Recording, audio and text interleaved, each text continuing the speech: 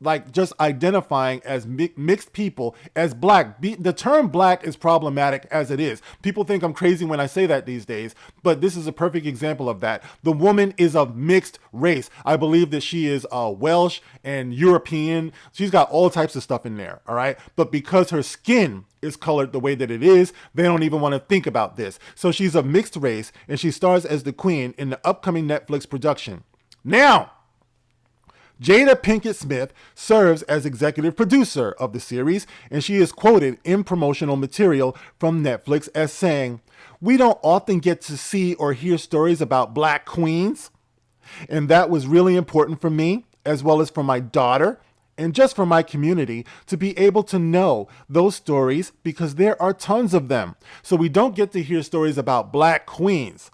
Okay, but is Cleopatra, in fact, a black queen? It's interesting to me that that's where they went. They went with Cleopatra, a person who lived over 2,000 years ago, and identified her as a black queen. It's questionable about what this woman actually, in fact, looked like over 2,000 years ago. This is before Jesus, mind you. And we have a hard enough time depicting Jesus in pop culture. But you think you're going to go back and definitively identify this person as a black queen when you're looking for role models and things like that? That is the definition of reaching.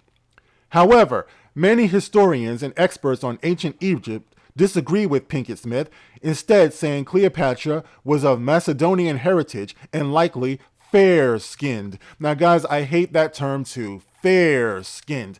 Oh, she was so fair. She was so fair of hair, fair of skin. So if you're dark-skinned, what are you, unfair-skinned? You know what I'm saying? You got to think about things like this, guys. It's not fair. Look at me. Why me? Anyway, not everyone shares this view.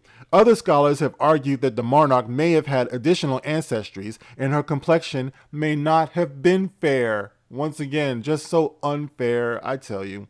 Officially named Cleopatra VII, the monarch ruled during Ptolemaic. I'm going to say Ptolemaic. The P is probably silent, guys. You know I'm dumb, okay? I'm not a historian. The Ptolemaic kingdom of Egypt from 51 to 30 BC. That is before the Christ.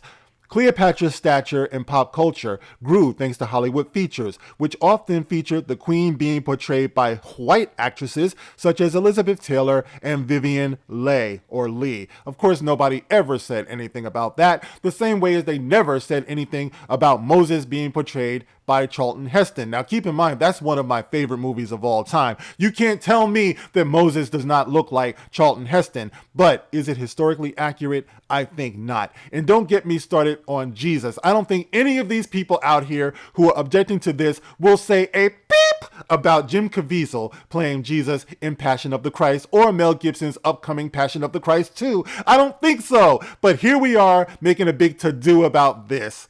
More recently, the debate about Cleopatra's appearance once again flared up in 2020 when Israeli actress Gal Wonder Woman Gadot was cast as the ruler of an upcoming project. People on social media complained that an Arab or African actress should have gotten the part, and Gadot defended her casting during a BBC interview in which she said a Macedonian actress was not available. Now, when asked about Cleopatra in regards to the upcoming Netflix series, Karen Bard, professor of archaeology and classical studies at Boston University, told Newsweek that we don't know what color Cleopatra's skin was, and unless her mummy is found, and that's unlikely, and DNA can be analyzed from it, we will never know. We'll never know. Now, of course, people, because of the geography of it all, they have their ideas of what they think it is, what it was likely to be, but maybe you guys haven't heard, but Hollywood, not exactly known for being historically accurate in its portrayals of historical figures. Let's take it back to, let's say Birth of a Nation. Did you guys know that all of the black people that you see on screen as savages and rapists and violent in that movie, Birth of a Nation, are not, in fact, black? They were not portrayed by black. They were portrayed by white people, painted black. Okay, then we get into, of course, the Hollywood movies of cowboys and Indians. Most of the time, those people who were playing Indians as savages and rapists and kidnappers of white women, they were not portrayed by Native Americans. They were portrayed by white people. Sometimes they were portrayed by Jewish people. I remember I saw Mr. Spock, Leonard Nimoy, playing an Indian one time before. Elvis played an Indian one time before. You know what I'm saying? This is Hollywood, people. This is the way it's always been. So it's funny to me to see people getting worked up about this one in particular. You shall not pass. Mahmoud, the guy who is actually suing Netflix. You guys do know that Arabs have been personified as terrorists in Hollywood, and you're going to file a lawsuit about this? Something like this? Something that is at best going to be a B movie at best, something that the majority of the population is not going to see, and you're saying that they're trying to erase our heritage. This movie is not going to erase your heritage. If anything, it's going to be played out as a joke, unfortunately, because Jada Pinkett Smith was trying to celebrate African queens, and she went to something like this. This is what I'm saying. I would have rather have seen, if you're going to do African queens, show me a docuseries about Queen Latifah. I'd rather see that. We know Queen Latifah. We know who she is. Who you calling a bitch? UNITY. I'd rather see that.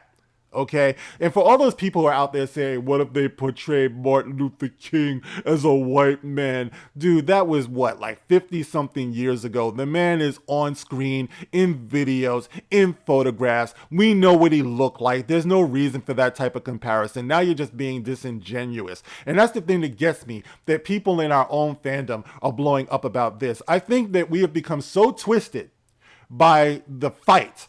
All right, we're so traumatized by this fight that we've been having, where we're trying to keep what we love to be pure, that we're getting it twisted. This is so much different than, say, like a cartoon character, a comic book character, a sci-fi character that has been traditionally portrayed as one way, then all of a sudden flipped by race, by gender, by sexuality.